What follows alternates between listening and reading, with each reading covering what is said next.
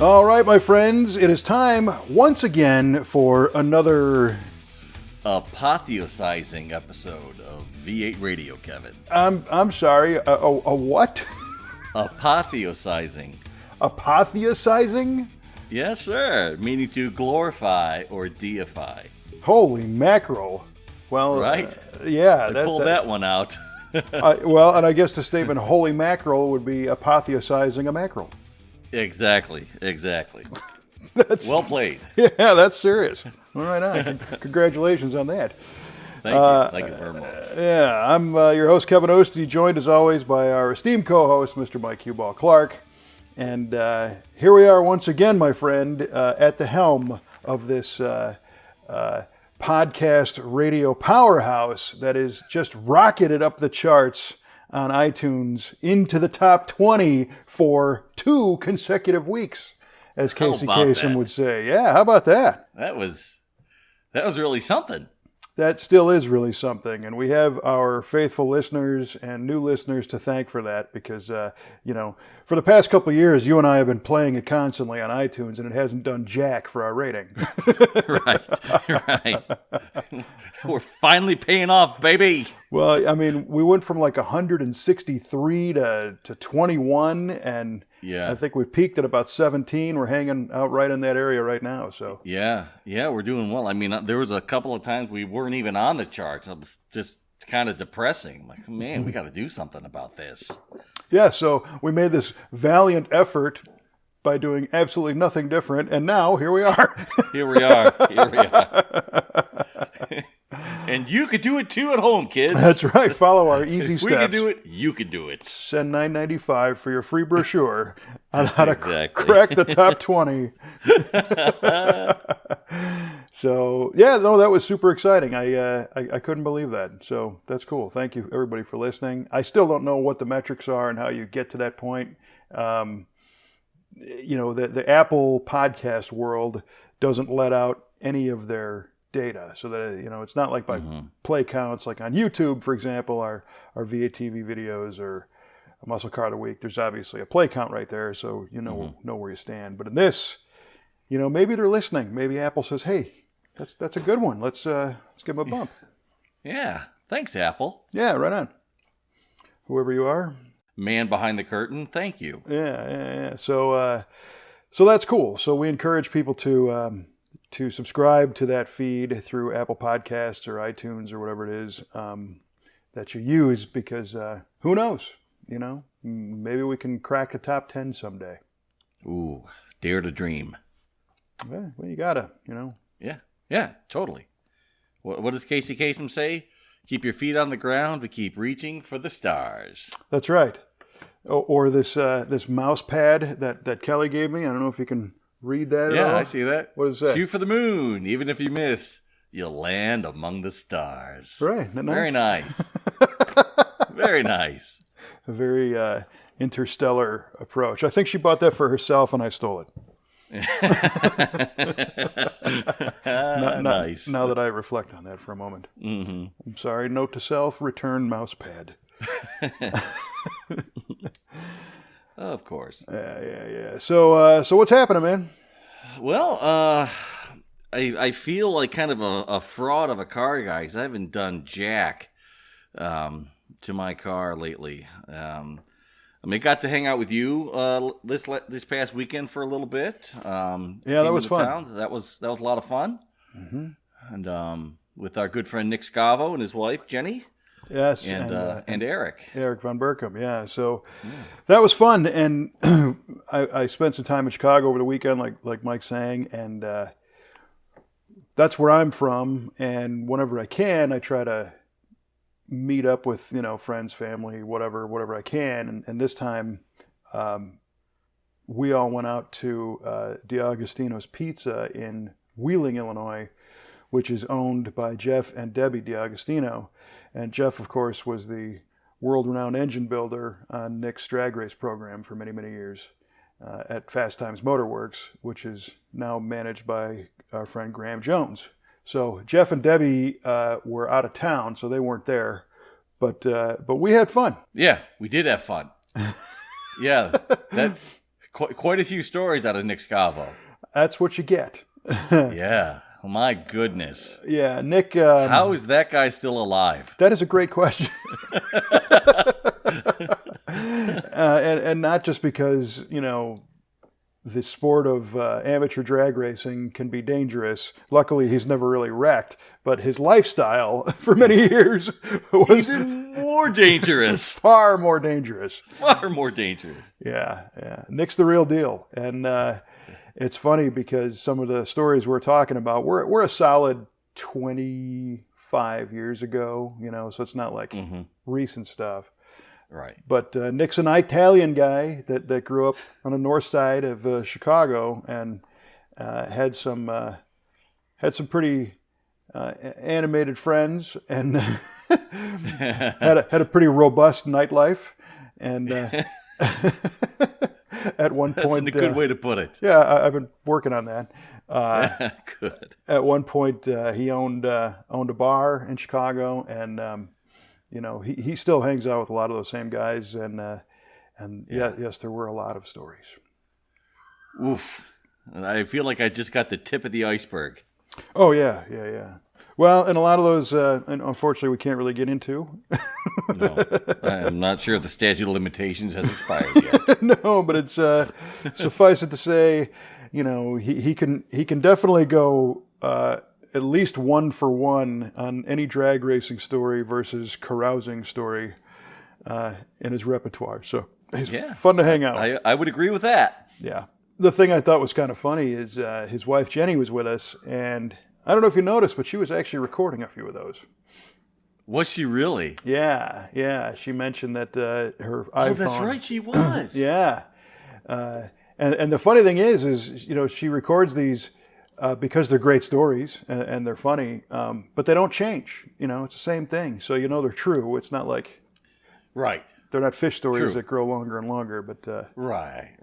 Yeah, if it's a real bona fide story that really happened, typically all the details stay the same. Everything, there's no wandering off the path into embellishment. If it's real, it's real. Right. Unlike this show. This show's very apathizing. It wanders off the path of embellishment. No. We're as straight as an arrow. Yeah. Kidding me? Well, the good thing is, for those who don't know who Nick Scavo is, he's one of the early. He's been a drag racer and a car guy his whole life. His day job legitimately is an appliance repairman, and second generation family business that his dad started. But Nick was big in the 10.5-inch tire NMCA classes, the super street classes, if you will, and then advanced into some of the outlaw type drag racing classes. I think he's been mid sixes at 229, 230 miles an hour in the quarter. In a 65 Impala. No, actually, that wasn't the Impala. That was a 92 Camaro bodied. The purple car, kind of a tribute to a car that Chuck Samuel used to drive.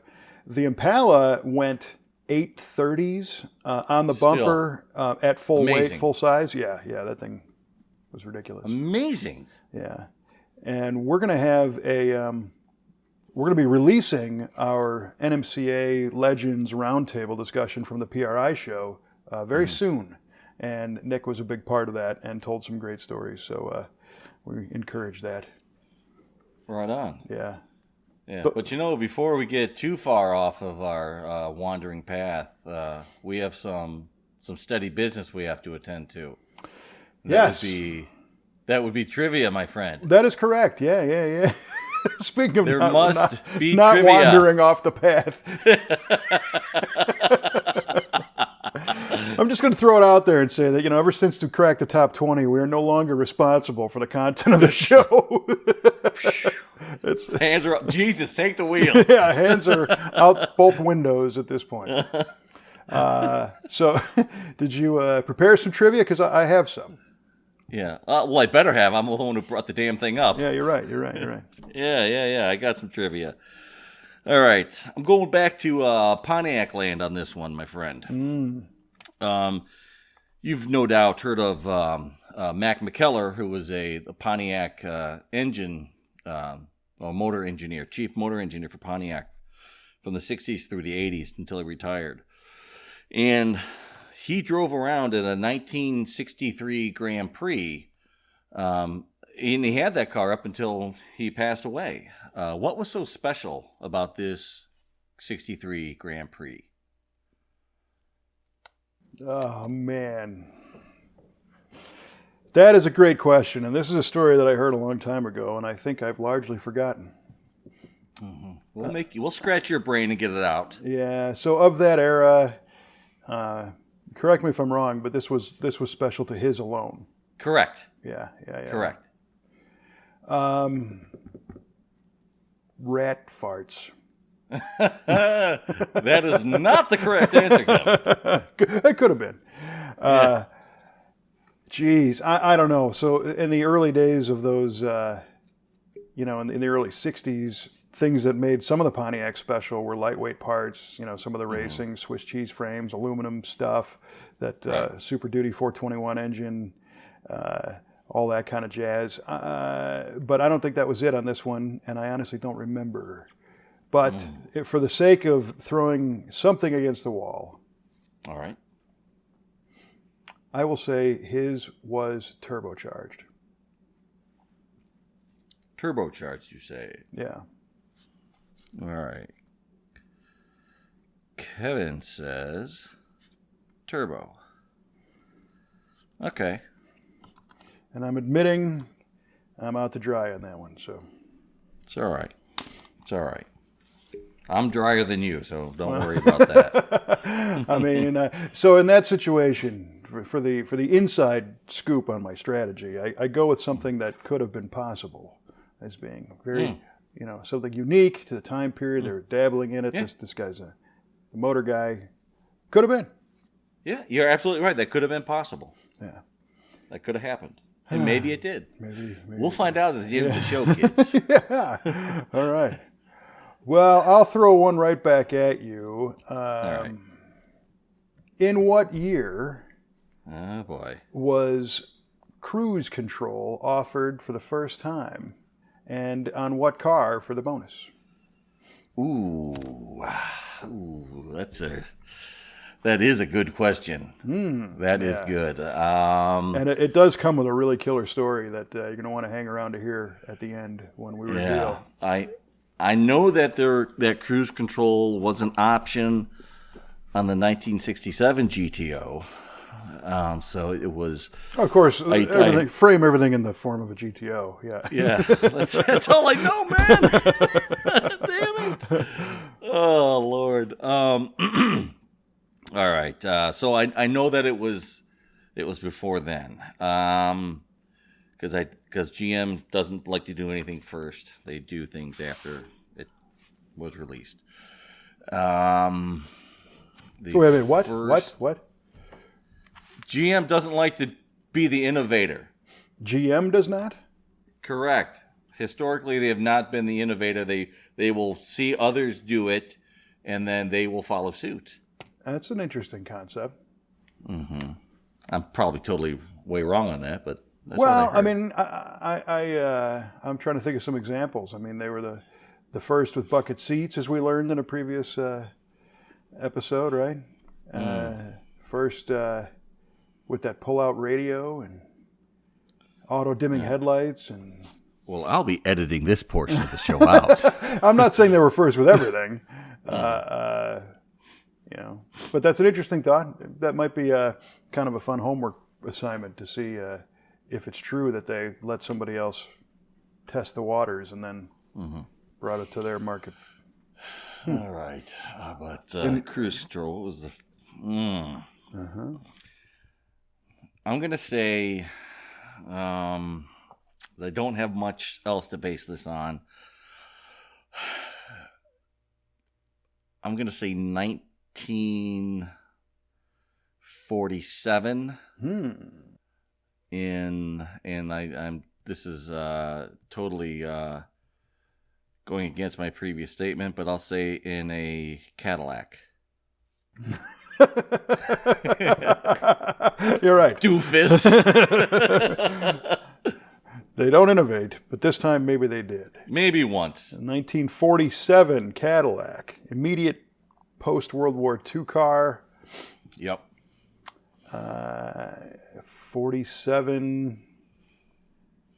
That's when Harley Earl started getting all wound up about airplane tails on Cadillacs. Mm-hmm. The Buick, port events? What are they called? They were Ventaports. So that Ventaports. that, but backwards. Yeah. Yeah. Very good. Scratch that. Reverse it. Okay. 1947 Caddy, first for cruise control. All right. We shall see. That could be it. Yeah. I'm pretty curious about this and hearing the story about it. So it's a cool story. Away we go. Yeah. Well, it's funny you mentioned kind of that 40s era. We recently brought in a pretty cool car in the shop, a 1941 Ford 5-window. So really? It's a two-door coupe with a 5-window treatment, or 3 around the back. And being a 41, this is kind of a problem child for restorers and whatnot, because it was an entirely new car, basically, for 41. Really? Yeah. The 40 Ford is one of the hallmark designs, 37, 89, 40. Awesome looking car, great curves, great front grille treatment and all that jazz, kind of a pointed nose. You can buy just about everything you need today for new for a 40, but you can't get very much for 41.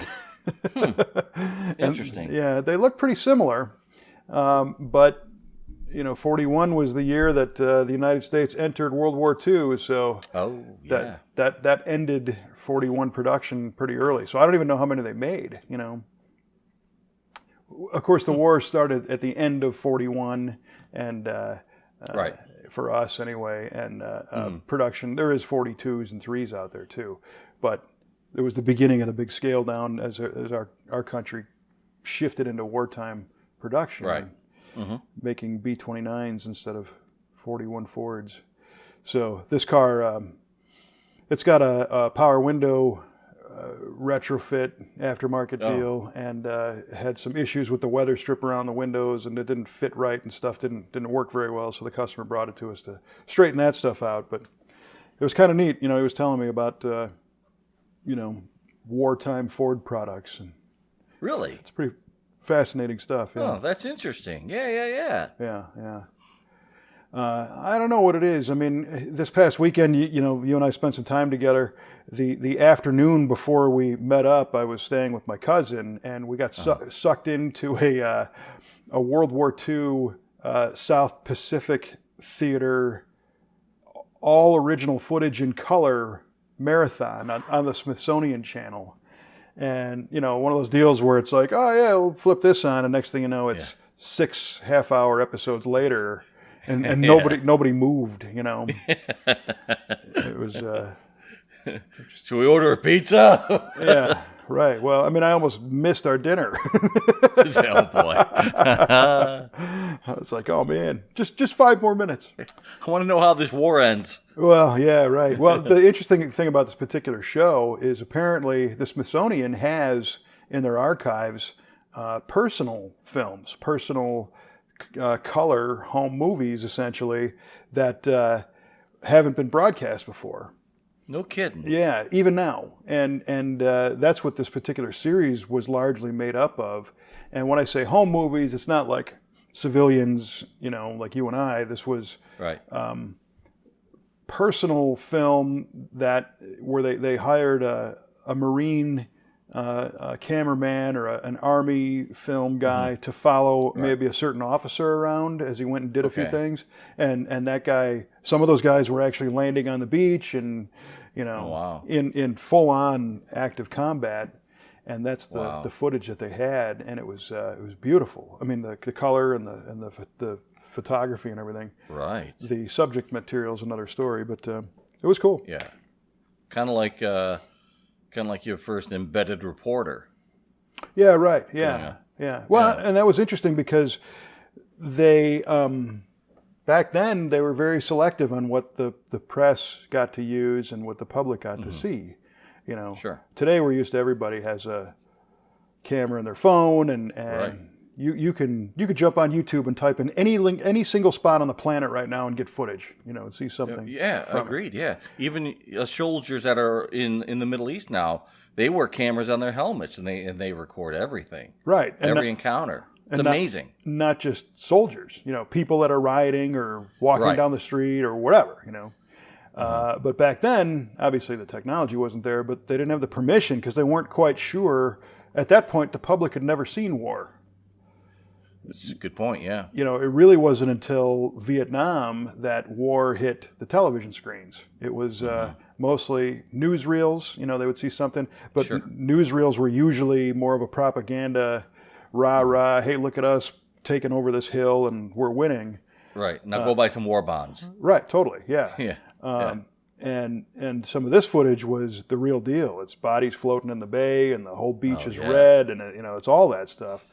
And according to this episode, some of this footage got out, and FDR allowed some of this stuff to be seen, I guess, in newsreels, but some of the non-happy footage, if you will, as an attempt to try to make that war effort more real for the people stateside, you know, and trying to point out that this is happening, you need to support it. Yeah, and I think for the most part, the United States was quite supportive in their efforts in World War II. Oh yeah, with rationing and you know, your victory garden and, you know, recycling and all that. So yeah, I mean I think that was probably one of the last times that the entire country was really behind the war effort. Oh yeah. And it was quite a change in Vietnam when, you know, the country really turned on itself and its soldiers, and you know, the treatment that they got coming back was just horrifying. I remember when I came back from Saudi Arabia during the Gulf War, I didn't know what to expect, and I got off the plane. We flew back commercial, and I was in my uniform, and I got off the plane, and there were people just at the gateway, just waiting for us to come off, and everyone was throwing up signs, "Welcome home," and they were applauding. Really? And it was a really neat feeling. Yeah, it was great. I'm like, this is amazing. I mean, this time the country was really behind this effort as well during the Gulf War. Number one, it was a very short campaign. There was very little loss of life. It was, I mean, overwhelmingly positive for the United States in its victory over Iraq and getting Saddam Hussein out of power, getting and freeing Kuwait again. But yeah, it was quite an experience coming home to that. Yeah, and it's funny, the Gulf War for me was like an all television war, you know. Yeah, it was. It was televised 24/7. Like CNN broadcast it nonstop. Yeah, that I think was what helped launch CNN. Yeah, was for that sure. that coverage, and I was at the time. So what are we talking? 90, 91? Yeah. I was just out of high school and going to college, and I remember being on summer break, and the guys that I was working with were older than I am. One was a Marine, and another guy had done some time in the Army, and they're both like, "You're going to the Middle East." You know, and I'm like, no, I'm just a college kid, you know, and no, you're going, man. They're gonna draft you, and I'm like, is there even a draft? You know, I was lost, and then like an hour and a half later, it was over. Yeah, right. Yeah, that was unbelievable how quick that turned. Yeah, how quickly that turned over. It was amazing. It really was. And people didn't know if you were, I mean, at that time, you still had to register for selective service. I don't even know if you still have to anymore. But, well, I did. I know that. Yeah. Oh, yeah. Darn right you did. They come get you. Yeah. Oh, totally. Yeah. But, you know, it's interesting looking at the automotive ramifications of all this stuff because, you know, if you think of what happened in World War II, you know, Buick was making airplane engines and bombers, and Ford was making tanks and all the regular you know, manufacturers that are making not just cars but day-to-day products all switched over to making stuff for the war. And when you say that, it's like, oh, yeah, in the history books. Oh, then they all switched over to making stuff for the war. No, let's think about that today. The equivalent would be if Amazon quit retailing parts on, stuff online and started only using their shipping and their logistics and everything to send munitions overseas and whatnot. And the concept, like all of GM and Ford shutting down today. Can't buy a Mustang anymore. They're out of production. Can't buy an Explorer because now they're making things for the war. And I know that the war technology is so much different today. It's mostly air-based and we don't have 250,000 tanks at a time going out, just giant masses of mechanical stuff, which is good. A lot of our stuff is high-tech warfare now. So, but I can't imagine, like us in our shop, if we were tapped, if the government said, hey, we got a problem and we need you to, to quit working on that 41 Ford and on that 67 GTO, and because your skill set allows you guys to build these things, that's what you're going to do. I never investigated what the financial ramifications were of that. So did the government just start commissioning Ford to, they're obviously paying them something, Sure. Right. Yeah, I'm sure they were. I'm sure they were probably treated like a contractor because they had that infrastructure in place already. Yeah. Which made it ideal for instead of making automobiles, making tanks or building like Willow Run facility, building airplanes and artillery and the like. Those companies didn't just build airplanes out of the generosity of their hearts, Right. Yeah, that's true. Even though their country depended on it, A lot of people don't realize, the United States, today the United States likes to brag about being the world superpower and all the rest. But in those days, we weren't sure how we were going to do this stuff. This was learning on the fly here. So it's pretty fascinating. And I recently learned, and I don't know all the details, so I can't say too much about it, although when has that ever stopped me before on this show? Let's hear it, baby. Let's hear it. But I hear there's some people that are still to this day anti-Ford because Henry Ford sued the U.S. government after World War II because there was a Ford of Germany operation and Ford of Europe, and a lot of his stuff got destroyed by U.S. forces. Oh, boy. And he turned around and sued them for a loss of production or something like that. Yeah. And the little I read, and again, I can't say with authority, so don't take this as truthful. Yeah, as gospel. Right. But the little I read suggested that part of Ford's contract was in violation and that he was owed extra from the government in some way, and maybe that's what that suit was all about, and not just lost Ford car sales kind of thing. But, there were a whole bunch of companies that operated around the world that, could you imagine the position that those guys were in? You're working for an American company in Germany, for example. Right.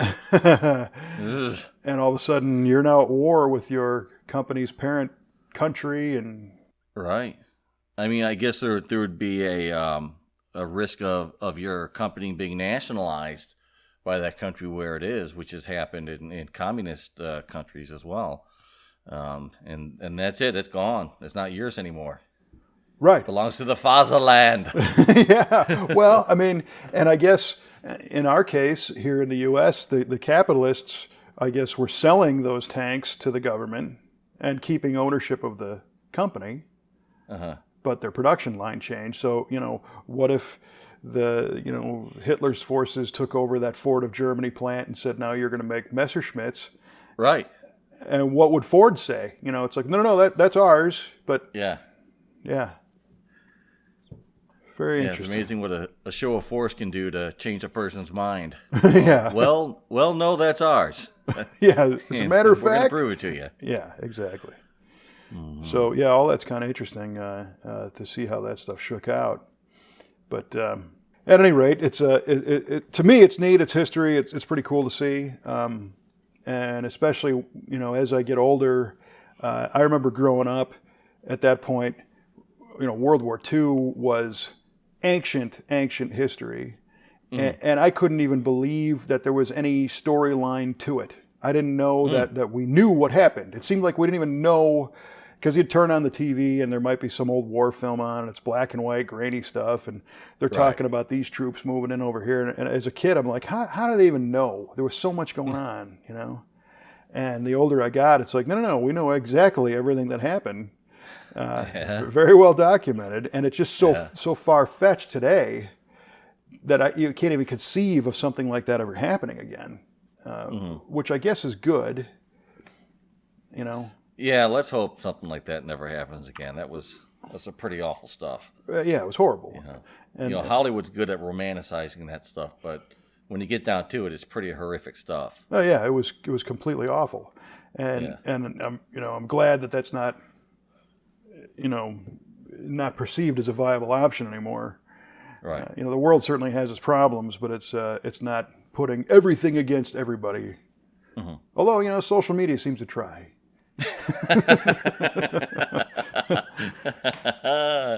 Very nice. Yes, that's correct. Yeah. That is correct, sir. Yeah. So, boy, that was a fun tangent. Getting off the beaten path of whatever you said in the beginning. That was a good tangent. It all started with Nick Scavo. Yeah, see what happens? Yeah, downhill. Way to go, Nick. Downhill from there. Yeah. Well, I'm pretty excited. Our friends over at the Round 6 podcast, Brian Stupsky and Brad King and those guys, I haven't heard it yet, but they just did an episode with Larry Erickson. And Larry Erickson was a GM designer. He still is a car designer, and he's the guy that designed Cadzilla. Yeah. And they had him on as a guest. And nice. I spoke with Brian Stupsky today, as a matter of fact, and he was telling me that was a pretty cool show. So I definitely want to check that out. And I recommend everybody tuning into the Round 6. It can get a little chaotic, but it's a lot of fun. It's a good show. It is a good show. Yeah, I enjoy listening to it, for sure. Yeah. And me and my obsession with all things Cadzilla. I've met Erickson in the past. I can't say for a second that he knows who I am, but I always wanted to sit back and chat with him about that car. And that car is not only, in my opinion, the quintessential custom, but just as a design element, it still grabs those late 40s design elements and streamlines them and stretches them out perfectly. Yeah, it's a masterpiece. It is. It's a beautiful, beautiful car. Yeah. My goodness. So I don't know if he talked about it in their podcast, but I'll wait and see. Yeah. When's it due out? Do we know? Or is it out already? It actually might be out already. I'm behind on a bunch of stuff. Trying to. That's not like you. I got nothing to do, So. Yeah, twiddling your thumbs all day. That's right. Yeah. You got another pretty interesting project, didn't we? Touch on this last time. The Metro, the International Metro. Yeah, the 61 Metro. That's now kind of in high gear, which is cool. What ended up happening there is. I don't remember how much we talked about before, but we elected to flop the body onto a Chevy Tahoe frame. Mm-hmm. And initially we were thinking about putting an LS engine in it and adding better brakes and whatnot, because this is going to be used as a pizza delivery catering truck in Chicago when it's done. And our team, Trevor and Tyler and Rod and some of the guys in the shop, really kind of wrapped their mind around it and took some measurements and found out that the Tahoe is almost the exact same wheelbase, and the chassis design is such that you could put a flat box truck on one of those and it would work. So I happened to be surfing the Craigslists and found a pretty nice I think it's an 02 Tahoe for sale. It got bumped in the door just a bit, and a body shop was going to part it out. And I contacted them and said, how complete is this thing? And they said, well, it's complete except for the transmission right now. 130,000 miles on it. They sent me a video of it running. It runs like a top. So Nice. we scored that pretty well, I think. I think it was a couple of grand. And we had to put a new transmission in it, which was something that we had planned on doing to this project no matter what. Okay. And the guys brought it into the shop, and we got our new transmission and installed it in the Tahoe, and then drove the Tahoe around to evaluate how the chassis was and brakes and all that stuff, rather than move everything to the new truck and then try to figure it out. Right. So we learned it had a bad tie rod and the brakes are a little squishy, but other than that, it's in good shape. Nice. So the past couple days, Trevor has gotten the body off the Metro and the chassis out. And when I left today, the Tahoe chassis is under the Metro and the Metro body is sitting on it. Is it really? Yeah, and it looks really Nice. good. Yeah. So there's the tedium of kind of connecting the dots and moving some body mounts, and one of the bigger challenges is going to be moving the brake pedal. The Tahoe has the master cylinder on the firewall like a typical modern vehicle, and on the Metro it was under the floor. So Right. we got to change something. I think we're gonna move the pedal rather than move the braking system down. Okay. Again, on this particular vehicle, this isn't a show truck. It's going to be a daily driven delivery truck. So anything we can do to keep that chassis as true to form as a GM Chevrolet Tahoe, Sure. the more serviceable it's going to be down the line. Right. So we don't need him having a master cylinder failure and then it's a one-off custom piece that he can't repair. So. Yeah. Which you That see, would be bad. Yeah, you see people do that. They over-engineer stuff without considering, how's this going to work later on. Yeah. And one thing that our team always tries to do is undo the frustrations that we have with some of the factory engineers. Where they, you say, who the heck put this next to this? You can't get a wrench on it, or I got to drop the engine just to change the spark plugs. Oh my God, who thought of this? Yeah, I still think the best one is the Caddy North Star engine that's got the starter underneath the intake manifold. Amen. Yeah. So we're trying not to do that stuff as this comes together. But it isn't going to be long to where that thing's going to be running around. So it's very cool. That is very cool. Yeah, I'm really looking forward to seeing more progress on that. It's exciting that the chassis, that the body's on the chassis now. Yeah. I dig that. And again, it's not, installed, but it's Right. It's been. He had to move a couple of floor supports around and trim a few things away, and it's kind of home. So nice. And it looks right. Oh yeah, it looks great. It's funny because this Tahoe we bought. We call them the mall crawler. It had like 20-inch chrome wheels that are low profile, knobby, mall crawling tires. No, it didn't. Oh, criminy. So those are already sold, and in fact, our body man Tim, we mentioned last time, I think he's going to buy them for a project his truck that he's working on, which will look fine on that thing. They don't look really good on a 61 Metro. So go figure. Yeah, our mission is to find some Steelies that we can paint body color, because that's what the Metro had, that fit that Tahoe GM truck bolt pattern and offset and all that jazz. So it'd be a few parts to buy, but I think we can. What's that? Sorry, I said paying attention to the proper offset and backspace of your wheels when you insert them. Correct. That is correct. I saw a video on that recently. I forget where I saw it, but yeah, it's pretty informative. Well, I'm glad you liked it. You're referring to a video that we just finished up for Forgeline, as a matter of fact, and they're getting ready to release that shortly. So a nice video on how to properly measure the backspace and offset. Hopefully we pay attention when we do it. And then I had a little fun with the Metro chassis, which is now for sale. I don't know if you saw my Facebook picture of me, Yeah, land speed record. Yeah, surfing that thing. That's funny. That's going to hopefully go to somebody who's trying to restore one of those things, because it's a nice chassis, and the engine ran it real looked good in the picture. Yeah, I mean, it looked pretty rust free and straight and all that. So yeah, that should be well used. Yeah, so if you know anybody who wants to buy a mildly wrecked Tahoe body, I have a good Sans chassis. Yeah, right. I have a pretty good one for sale.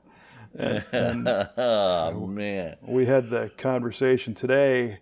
The customer value is the driveline, obviously. He doesn't really care about the body of this thing. And it's like, well, it's got, good front sheet metal, and passenger doors are nice, and the rear door and all the lenses and stuff. And it's like, we could take this thing apart and sell all those pieces, and we'll never get the money back out of it. So no, it's just far too much time. Yeah, it would take you 100 years to sell everything. Yeah, so we're trying to find somebody who has a wrecked one or something that needs the whole thing. And I see. We'll put our forklift to the test and see if we can get that sucker loaded on somebody else's flatbed, and off it goes. Very nice. Very nice. Yeah, and that's kind of a conversation we have. Sometimes customers end up getting so much work done that we're left over with half a garage full of parts, that came off a particular car, and sometimes they're like, yeah, you could just sell all that stuff on eBay, and it's like, I don't think I can. Who wants to manage that? Right. I mean, come on. Yeah. Sometimes, you'll find some decent stuff. So, but that's a conversation to have.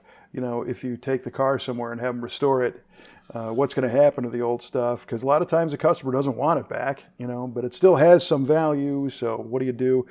We actually donate quite a bit of it to tech schools. We have a few local tech schools. Oh, really? So they get. That's a great idea. Yeah, we can engines and carburetors and transmissions and that kind of stuff that they can rebuild and learn tinker from. with and rebuild and learn. That's great. Yeah. Right on. Good for you guys. Yeah, we try. Yeah. Well, speaking of more good for you guys, I don't know if you've, I don't think you've announced this yet, but the V8 Speed and Resto Shop has expanded yet again into more space. Yeah, we're very fortunate. We have, and Kelly kind of spearheaded this project, and this is something that actually started 5 years ago. This isn't like a spur of the moment thing, but as we moved into our current location from the original V8 shop, which was out on a farm, the day we... I still will not believe that you restored cars out of that. Well, you've seen the TV shows and videos, and you were there, so I mean... I still can't believe it, even though I saw it with my own eyes. Well, it's like the first time kids in Chicago went to see the Bozo Circus. It seemed like such a bigger thing. But in 2013, we moved from the farm to our current facility, and quadrupled at least our space, and easily added on and whatnot. And the gentleman that owned the building also owned a collision shop, the immediate next door building, just right next to it. And he told us back in 2013, he said, it's my 5-year plan for you guys, even though you're just moving in today, to grow into that building next door. And he was going to take his collision business and move on. And I said, can you let me put this box down? I mean, we're not even here yet. And it was kind of far-fetched. But that idea never left Kelly, and we all thought about it. And luckily, we've been busy enough to, I think for the last couple of years, we've been too tight with our space.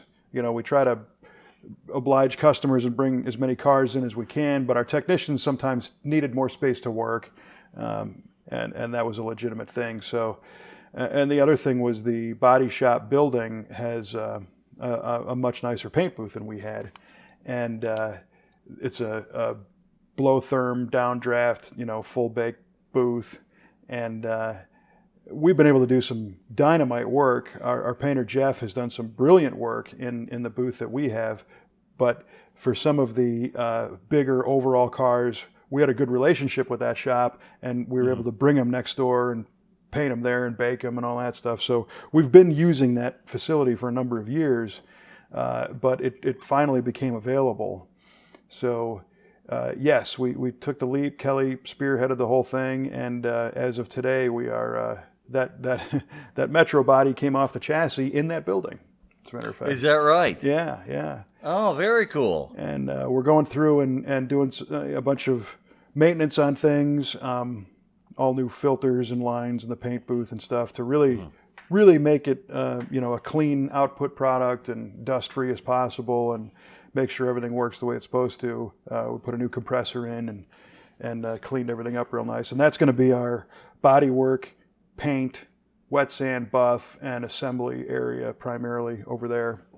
And at the end of the day, the people that benefit, again, are going to be the customers, because we'll be able to give them an even better quality product with their paint finishes, with far less, potential for fixes and dust and little things. At the end of the day, everything we do gets wet sanded and buffed, because that's part of the key to making them glass flat. So, that stuff's still going to happen, but it's going to be a nicer ride to get there for sure. So. Very nice, very nice. Yeah, I'm stoked about this. Congratulations. Thank you. It's been a process, and like I said, Kelly handled most of it, and it was kind of. Kelly only looks forward, man. She doesn't look backwards, does she? No, she does not. And again, it was a huge benefit to the team, because now they can spread out. So we used to have the metal shop and the body shop in one building in the back. And the metal shop is now expanding and doubling its size to take, over the old body shop side. And then the body and paint side now has more room. So you'll be able to step away from the cars a little bit more. And of course, I see open space and kind of panic, thinking, we need to get more stuff in here. And Kelly's like, no, that's not, that's not the purpose. That is not why we did this, mister. No, we want to enhance and improve the experience for the crew, just as much as for the customers' cars, because if they're more comfortable, everything's going to be better. So it's great. Yeah, that is great. Yeah, take care of your employees; they will take care of your customers, man. Well, that's the whole idea, So all day long, we can't stress enough, how great of a team we have, and they're all excited to get moved into their different, new digs in some cases, and we're letting them set things up the way they want, that's going to be most efficient and comfortable, and so they have a, in some sense, kind of a piece of ownership of the whole place. We're not the kind of people that walk through and dictate how everything has to be. If if the fabricator, it's his space. Man, let's make it how he likes it. As long as it's not ridiculous, like it needs to have a swimming pool or something. But luckily nobody's made that request yet. Not a good idea to weld in a swimming pool. Yeah, I've heard that. Yeah. It's a Roger Miller song, I think. So it's all good. And again, I can't. My hat's off to Kelly for being able to manage this stuff and get it together and make it all happen. And the fun thing for us too is, for the first time, we worked with a local bank in Red Bud, Illinois, where our shop is, as opposed to a national branch that we have been working with in the past. And the local guys and gals were wonderful. They cruised right through it. They knew what we did. They were happy to see us grow. They understand that we bring, people into town to work every day and customers in and out. And they were like, "This is great. How can we help?" So that's awesome. It was. Man, that's how things are supposed to work. Yeah, I hope so. It still hasn't really set in yet, because things take a while for me to set in.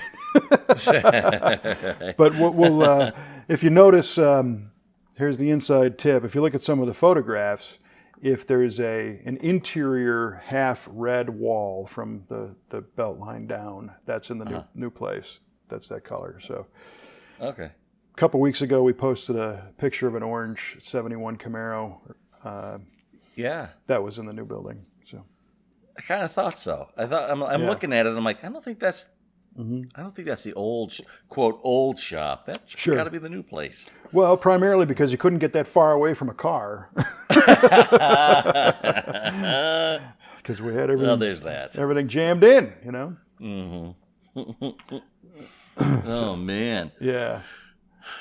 One more real quick thing. I see that SEMA released that Gene Winfield interview that you did at the SEMA Central stage. Yeah. Did you watch it?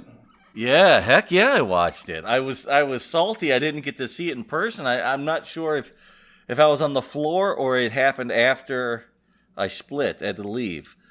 Yeah. But, I don't remember exactly what day that was. I think that might have been on Friday morning. So I think you were already... I was gone by then, I think. But yeah, that's... What a story. Oh, yeah. That guy. Yeah, he's incredible. And a super nice guy. Right. And just ultra generous with his time, and just wants to help everybody. As I said in that interview, I've known him 20 years or so, and he was the same back then when he was only in his 70s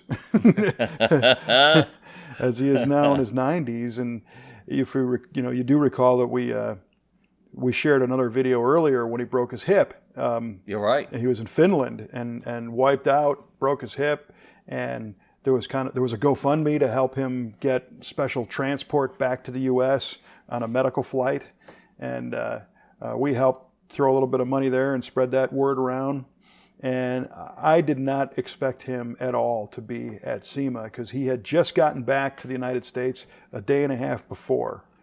And I was on stage doing the SEMA Central thing, and next thing I know, I see this cart rolling up, this rascal with a rascal on it. I'm like, hey, that's Mean Gene right there, and I say that as total irony because there's nothing mean about the guy, Right.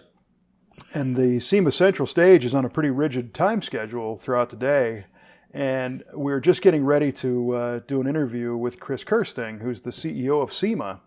And I told Chris, I'm like, I know you're up, and I know in order to reschedule Chris, you got to go through like 12 different people. His schedule is out of control, especially at the SEMA show. Oh boy, yeah. I said, I'm not trying to cause a problem here, but do you see that guy over there just rolled up? And he's like, yeah. And I said, it's this Gene Winfield. And I told him a little bit of the story, and he's like, oh my gosh, yeah. Well, he said, I'll wait, get him up on stage.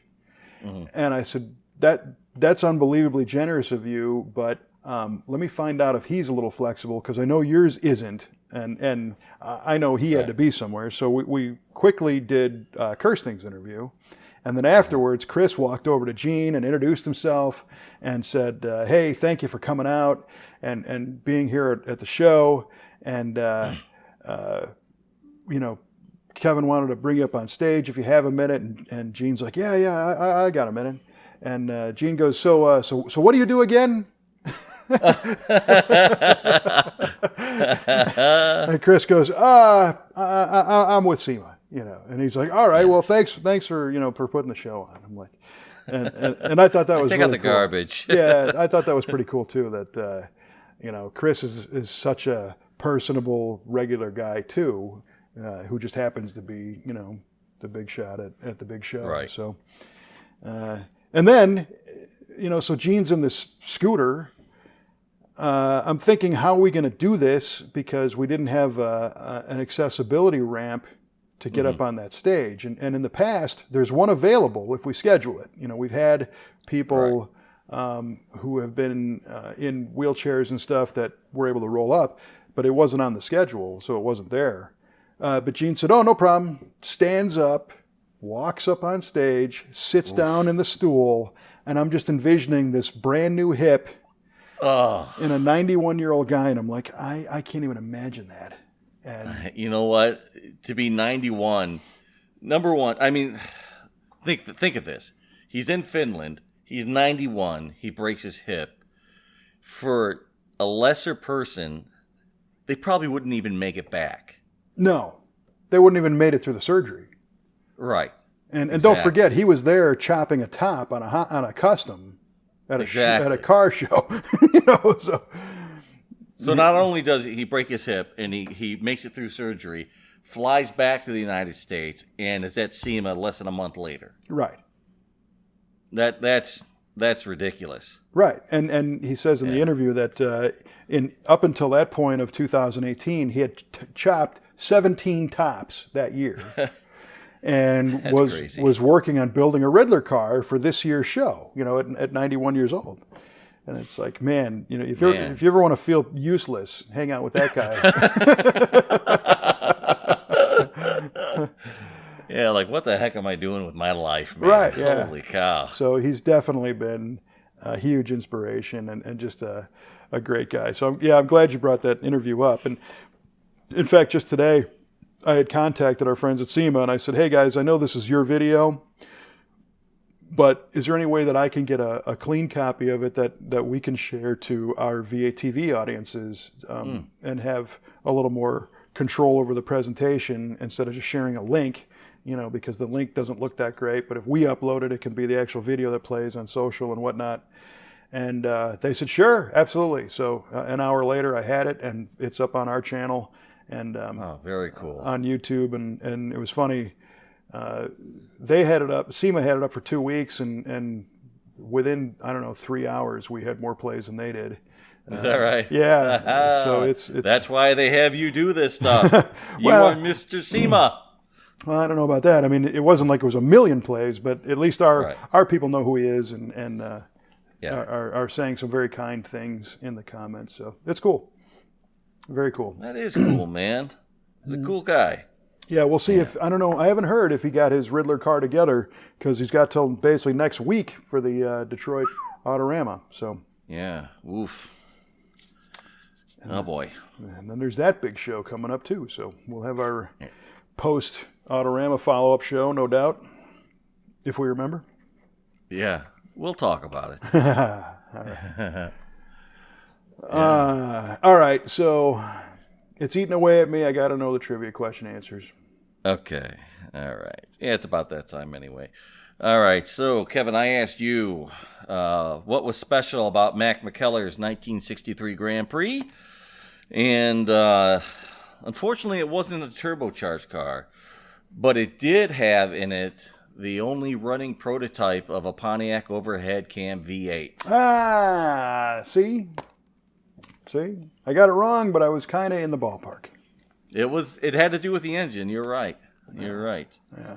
But he John DeLorean wanted to develop that, and he said, "Make it happen, McKellar." So he did. But then Pontiac said, "You know what? Pushrod V8s are fine. We don't need to do this overhead cam nonsense." So that engine, plug on that. I'm guessing it still exists.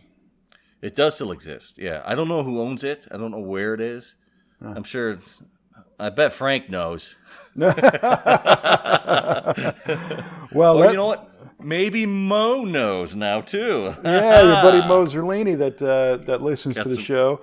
So it was funny. I told Mo that you liked his GTO. He actually listened to the show, and then he sent me a text saying, "You could tell Mike he can drive my GTO whenever he wants." So good. You know what? I have proof of that now, Mo. We might just hold you to that. Yeah. Cool car, and it's going to be more fun with that 5-speed. So. Oh man, is it? Yeah. Woo, I can really get that sideways. Careful, he's listening. All righty. Well, shucks. But you know what? We need to find that thing. I think that would be a great Muscle Car Corvette Nationals display car. Overhead. That would be. Cam V8 Pontiac. Yeah. All right, we'll sick Mr. Ashton on that one. So. Yeah. All right, so my question to you is, in what year was cruise control offered first, and on what car? And you said, well, it's not GM, because they don't do anything first, but it was Cadillac. Sometimes, Kevin, my mouth opens, I don't know what the hell's going to come out. Oh, no, I based a career on As that, is evidenced by many V8 radio performances. Yeah. Well, and you said 1947. The correct answer were the 1958 models of the Chrysler Imperial, Chrysler New Yorker, and the Chrysler Windsor. Ooh, So nice cars. nice cars, and you were correct. GM did not do it first. Did not do it first. How about that? How about that? So the early names were called Speedostat on the Chrysler. Is that right?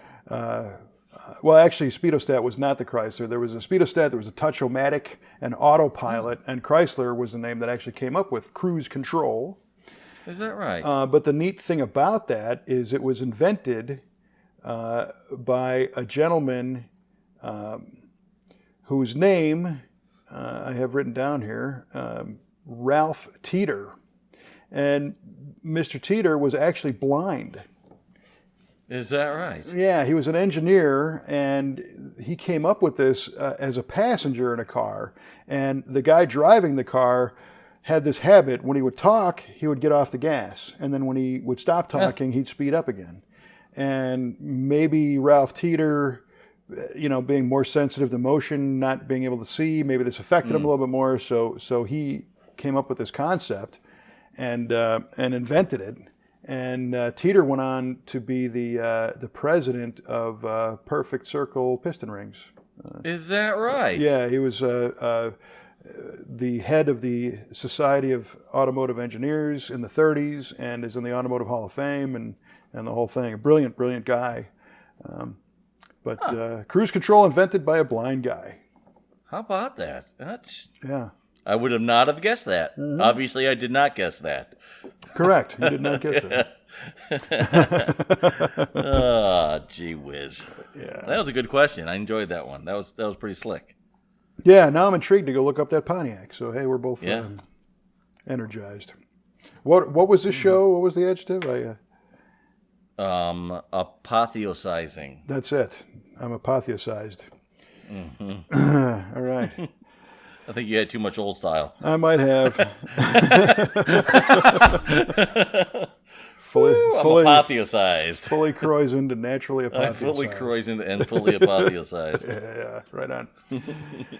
All right, my friend. Well, this again was another fun one, and to our listeners, thanks if you hung in it this long. We appreciate you staying with us on our journey off the beaten path into World War II and wherever the heck we ended up.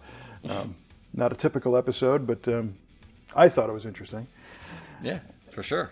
And if you want to hear more of them, please go ahead and subscribe. Hit that Apple Podcast or iTunes subscription button. Of course, you can always hear us on Stitcher Radio, on TuneIn Radio, on Google Play, on Playa, which is another podcast aggregator, kind of cool. Of course, v8radio.com and the Facebook page as well. And I guess we will see you next time with another as yet to be overselling, adjectively described episode of VA Radio. So I'm Kevin Oeste. Keep the shiny side up, greasy side down, and we'll talk to you next time.